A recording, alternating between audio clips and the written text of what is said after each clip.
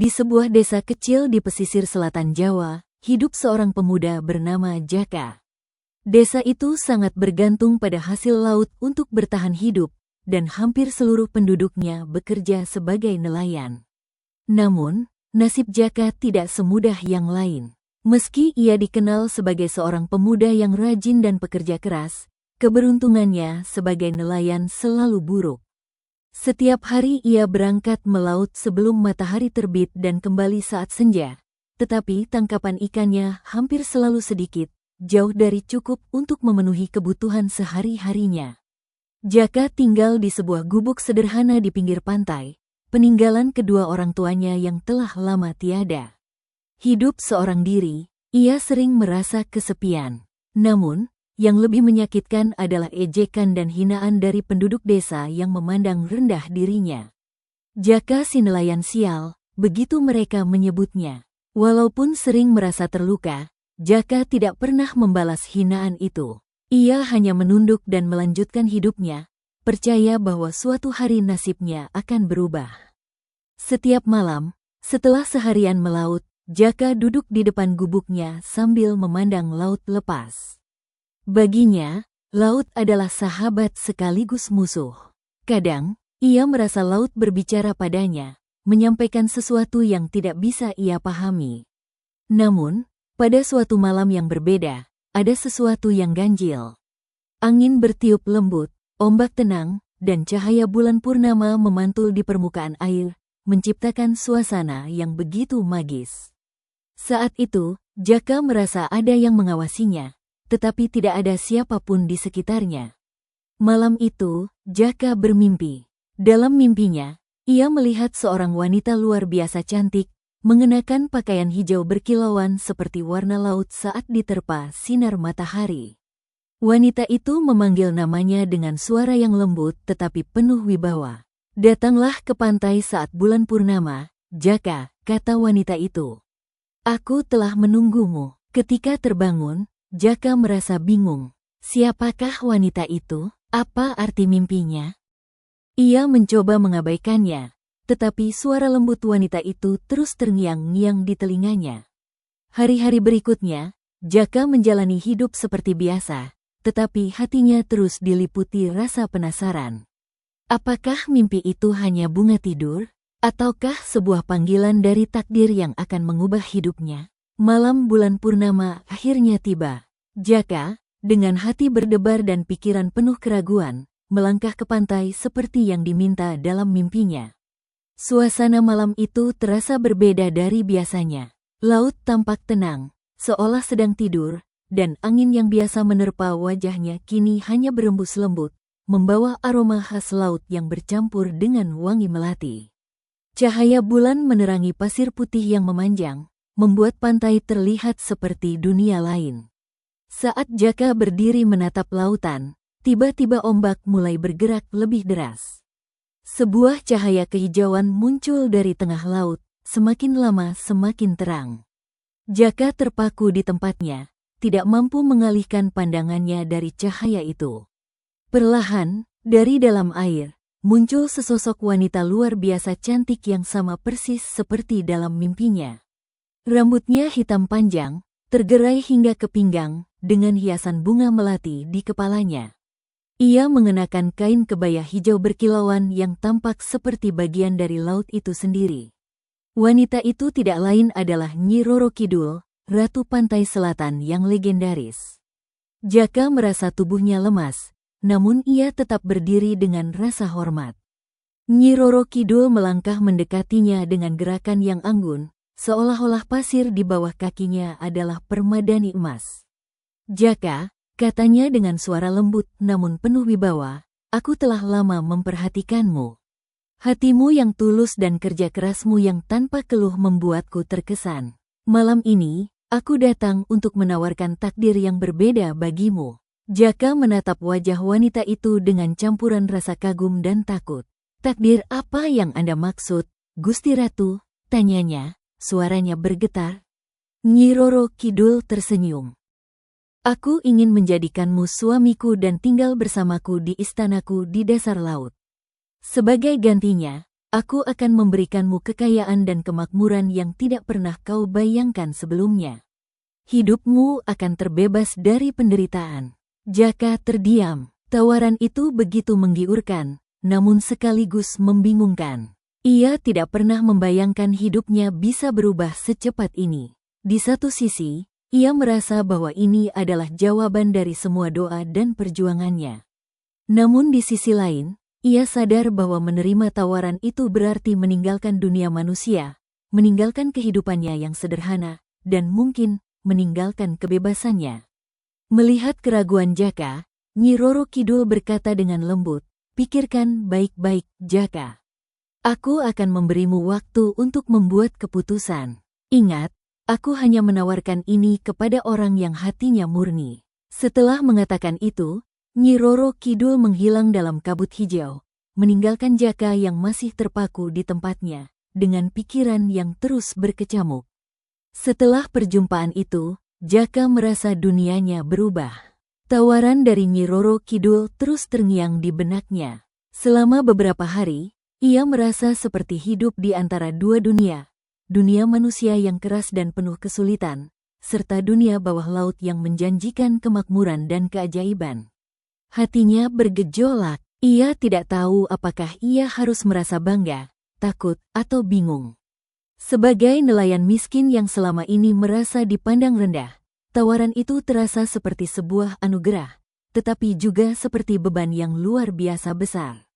Di malam bulan purnama berikutnya, Jaka memutuskan untuk kembali ke pantai dan mencari jawaban atas kebimbangannya. Saat ia tiba, suasana pantai kembali terasa magis. Ombak bergulung lembut, memantulkan cahaya bulan, dan angin laut membawa aroma yang menenangkan. Tak lama kemudian, cahaya hijau yang sama muncul di tengah laut, dan dari dalamnya, Nyi Roro Kidul kembali muncul dengan keanggunannya yang tak terlukiskan. Kali ini, senyumnya terasa lebih hangat, seolah sudah mengenal Jaka lebih lama dari yang ia sadari. "Jaka," ujar Nyi Roro Kidul dengan suara yang lembut, "aku tahu kau masih bimbang, tetapi aku ingin menjelaskan lebih lanjut. Jika kau menerima tawaranku untuk menjadi suamiku, hidupmu akan berubah selamanya. Kau tidak lagi perlu khawatir tentang kemiskinan, ejekan, atau kelelahan. Aku akan membawamu ke istanaku, tempat di mana kau akan dihormati, dicintai, dan hidup dalam kemewahan." Mendengar kata-kata itu, hati Jaka bergetar. Tawaran itu begitu menggoda, dan ia bisa merasakan ketulusan dalam suara sang ratu. "Tapi Gusti Ratu," kata Jaka dengan ragu, "bagaimana dengan hidupku di sini? Apakah aku harus meninggalkan semuanya? Aku memiliki desa, pantai, dan kehidupanku sendiri, meskipun sederhana." Nyi Roro Kidul tersenyum tipis. "Memang benar, kau harus meninggalkan dunia manusia. Tetapi, Jaka, kehidupanmu di dunia manusia penuh kesulitan. Aku tahu kau telah berjuang keras, tetapi mereka tidak pernah menghargaimu. Bersamaku, kau akan menemukan kebahagiaan yang tidak bisa diberikan oleh dunia ini." Jaka menatap mata Nyi Roro Kidul, mencoba mencari jawaban di sana. Ada kehangatan, kekuatan, dan keindahan, tetapi juga sebuah misteri yang sulit ia pahami. "Aku tahu ini bukan keputusan yang mudah," lanjut Nyi Roro Kidul. "Ambillah waktu, pikirkan apa yang benar-benar kau inginkan dalam hidup ini. Aku akan menunggumu hingga kau siap menjawab." Dengan kata-kata itu, Nyi Roro Kidul kembali menghilang ke dalam laut, meninggalkan Jaka dalam kebimbangan yang lebih mendalam. Tawaran itu tampak seperti jalan keluar dari semua penderitaannya. Tetapi apakah ia siap meninggalkan semua yang ia miliki demi sebuah kehidupan yang belum ia kenal? Setelah pertemuannya dengan Nyi Roro Kidul, Jaka tidak bisa berhenti memikirkan tawaran sang ratu. Siang dan malam pikirannya dipenuhi oleh kebimbangan yang tak kunjung reda. Di satu sisi, hidup sebagai suami Nyi Roro Kidul menjanjikan kemewahan, kemakmuran, dan penghormatan yang tidak pernah ia rasakan sebelumnya. Namun di sisi lain, ia harus meninggalkan dunia yang telah menjadi bagian dari dirinya, meski penuh dengan kesulitan dan penderitaan. Setiap hari Jaka melaut seperti biasa. Ia melempar jaring ke laut, tetapi pikirannya melayang-layang. Ia teringat pada desanya, pada gubuk kecil yang ia tinggali, dan pada kehidupan sederhana yang telah ia jalani. Meski desa itu sering memberinya luka, ia juga menemukan kenyamanan di sana. Laut yang keras dan tidak dapat diprediksi telah menjadi bagian dari hidupnya, dan ia tidak yakin apakah ia bisa benar-benar melepaskannya. Pada malam hari, ketika Jaka duduk sendirian di dalam gubuknya, bayangan pertemuannya dengan Nyi Roro Kidul kembali melintas. Ia teringat senyumnya, kata-kata lembutnya, dan keindahan yang sulit dilukiskan dengan kata-kata. Jaka bertanya-tanya, apakah ini adalah takdir yang telah ditentukan untuknya? Ataukah ini hanyalah sebuah ujian yang harus ia lalui? Ia juga memikirkan desa dan orang-orang di sekitarnya. Meski mereka sering mengejeknya, Jaka tahu bahwa mereka adalah bagian dari hidupnya. Ia membayangkan, jika ia menerima tawaran Nyi Roro Kidul dan pergi meninggalkan dunia manusia, tidak akan ada lagi yang mengetahui kisah hidupnya. Ia akan menjadi bagian dari legenda yang tersembunyi di dasar laut. Namun, jika ia menolak, akankah ia selamanya menjalani hidup yang miskin dan penuh penderitaan? Pada suatu malam, Jaka memutuskan untuk meminta petunjuk. Ia berjalan ke pantai, membawa sebuah pelita kecil untuk menerangi langkahnya. Duduk di atas batu karang, ia menatap luasnya lautan yang gelap, berusaha mendengar suara hatinya. Laut, bisiknya, kau telah menjadi saksi hidupku selama ini. Jika ini adalah takdirku, tunjukkan jalannya. Jika tidak, beri aku keberanian untuk menolak. Angin malam bertiup lembut, seolah menjawab kegundahannya. Jaka sadar bahwa apapun keputusan yang diambilnya, itu akan mengubah hidupnya selamanya. Dalam keheningan malam itu, ia memutuskan untuk mendengarkan suara hatinya. Hatinya berkata bahwa ia harus memilih jalan yang paling sesuai dengan prinsip dan jati dirinya, meskipun jalan itu mungkin tidak mudah. Malam yang dinantikan akhirnya tiba. Bulan purnama kembali bersinar terang, memantulkan cahayanya ke permukaan laut yang tenang. Jaka berjalan menuju pantai dengan langkah mantap, meski di dalam hatinya masih tersisa sedikit keraguan. Setelah berminggu-minggu bergulat dengan pikirannya sendiri, ia tahu bahwa malam ini adalah saat di mana ia harus memberikan jawaban kepada Nyi Roro Kidul. Sesampainya di pantai, angin laut berembus lembut, dan suasana malam itu terasa magis. Tidak lama setelah Jaka berdiri memandangi laut, cahaya kehijauan yang sudah ia kenal kembali muncul di tengah laut. Ombak bergulung lembut, seolah menyambut kedatangan sosok agung yang perlahan muncul dari dalam air. Nyi Roro Kidul berjalan mendekat dengan keanggunan yang tak terlukiskan. Senyum hangat terukir di wajahnya, tetapi ada tatapan yang penuh harapan di matanya. Jaka, katanya dengan lembut, malam ini adalah saatnya kau memberikan jawaban.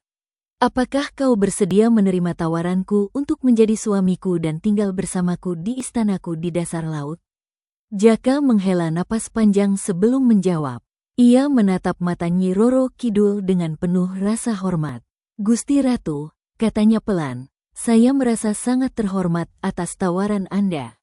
Tidak pernah terpikir oleh saya bahwa seorang nelayan miskin seperti saya akan mendapat perhatian dari Ratu Seagung Anda. Namun, setelah saya merenungkan semuanya, saya merasa bahwa hati saya tidak bisa meninggalkan dunia manusia. Nyi Roro Kidul terdiam sejenak, mendengarkan dengan seksama. Jaka melanjutkan, saya mungkin miskin, dan hidup saya penuh kesulitan. Tetapi saya memiliki tanggung jawab kepada dunia saya, kepada laut yang telah menjadi bagian dari hidup saya, dan kepada orang-orang di desa saya, meskipun mereka tidak selalu menghargai saya. Hati saya tetap berada di sini. Senyum lembut muncul di wajah Nyi Roro Kidul. Keputusanmu menunjukkan ketulusan hatimu, Jaka, katanya. Aku menghormati pilihanmu. Kau telah membuktikan bahwa kau adalah manusia yang jujur dan bertanggung jawab. Sebagai hadiah atas ketulusanmu, aku akan memberikan sesuatu yang akan membantumu dalam hidupmu. Nyi Roro Kidul mengulurkan tangan dan menyerahkan sebuah jimat kecil yang berkilauan seperti mutiara. Jimat ini akan membawa keberuntungan dan kemakmuran kepadamu. Gunakanlah dengan bijak dan bantu orang-orang di sekitarmu. Setelah itu, Nyi Roro Kidul kembali ke dalam laut, meninggalkan Jaka yang berdiri dengan hati penuh rasa syukur. Malam itu, Jaka merasa bahwa hidupnya telah berubah, bukan karena kemewahan, tetapi karena keputusannya yang berasal dari hati. Setelah malam pertemuannya dengan Nyi Roro Kidul, kehidupan Jaka perlahan berubah. Jimat yang diberikan sang ratu bukan hanya membawa keberuntungan bagi dirinya, tetapi juga bagi desanya. Setiap kali Jaka melaut, tangkapannya selalu melimpah. Ikan-ikan besar yang sebelumnya sulit ia dapatkan kini memenuhi jaringnya. Dalam waktu singkat, Jaka menjadi nelayan yang paling berhasil di desa itu. Namun, Jaka tidak menggunakan keberuntungannya untuk dirinya sendiri. Ia ingat pesan Nyi Roro Kidul untuk menggunakan jimat itu dengan bijak. Dengan hati yang tulus, ia mulai membantu para nelayan lain di desanya. Ia membagikan sebagian hasil tangkapannya kepada keluarga-keluarga yang membutuhkan dan mengajari para pemuda cara melaut yang baik. Jaka juga memperbaiki perahu-perahu yang rusak milik warga desa, membuat kehidupan mereka menjadi lebih baik. Orang-orang yang dulunya merendahkan dan mengejek Jaka kini memandangnya dengan penuh rasa hormat. Mereka tidak hanya kagum pada keberhasilannya, tetapi juga pada kemurahan hatinya. Desa kecil itu berubah menjadi komunitas yang lebih sejahtera dan bersatu, berkat upaya dan ketulusan hati Jaka. Kisah Jaka menyebar ke desa-desa sekitar, menjadi inspirasi bagi banyak orang. Orang-orang belajar bahwa kemuliaan hidup tidak selalu datang dari kekayaan atau status, tetapi dari kejujuran, kerja keras, dan ketulusan hati. Jaka, dengan segala kerendahan hatinya, tetap menjalani hidup seperti biasa, bersyukur atas berkah yang ia terima. Hikmah dari kisah ini adalah bahwa keputusan yang diambil dengan hati yang tulus, meskipun sulit, akan membawa kebaikan yang jauh lebih besar daripada apa yang terlihat di permukaan. Jaka menunjukkan bahwa kebahagiaan sejati tidak datang dari melarikan diri dari masalah, tetapi dari menghadapi dan mengatasinya dengan kebijaksanaan. Terima kasih telah menonton video ini hingga akhir. Jangan lupa untuk like video ini jika kalian suka. Tuliskan pendapat kalian di kolom komentar, dan pastikan kalian sudah subscribe channel ini agar tidak ketinggalan cerita-cerita menarik lainnya. Sampai jumpa di video selanjutnya.